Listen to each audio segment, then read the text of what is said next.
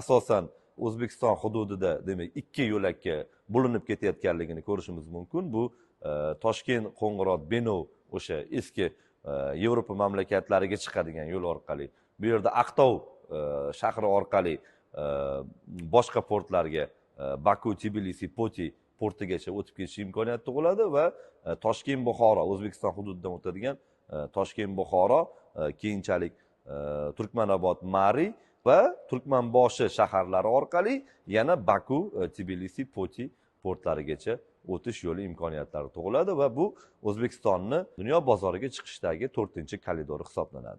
5-koridor ham Turkmaniston hududidan o'tadi. Bu O'zbekiston, Turkmaniston, Eron, Ummon transport koridori hisoblanadi. Mana bu yerda ham asosiy yo'nalishlarni O'zbekiston va Turkmaniston hududidagi quyidagi shaharlar egallaydi. Bu yerda Toshkent, Buxoro, Turkmanobod, Mari va Sarax shaharlari hisoblanadi. Asosiy logistika va bu 4 ta shahardan 3 yo'nalishda ketadi. Birinchisi Bandarobod portigacha, ya'ni Toshkent, Buxoro, Turkmanobod, Mari, Sarax va Bandarobod portigacha. Eslatib o'tamiz, bu O'zbekiston uchun eng yaqin port hisoblanadi. 6-7 kun muddat ketadi va xarajati $2000 ziyodroq hisoblanadi va biz uchun eng yaqin portlardan hisoblanadi. Xuddi shu yo'nalishda, ya'ni Toshkent, Buxoro, Turkmanobod, Mari, Sarax yo'nalishida Mersin portiga chiqish imkoniyatlari bu biroz uzoqroq hisoblanadi va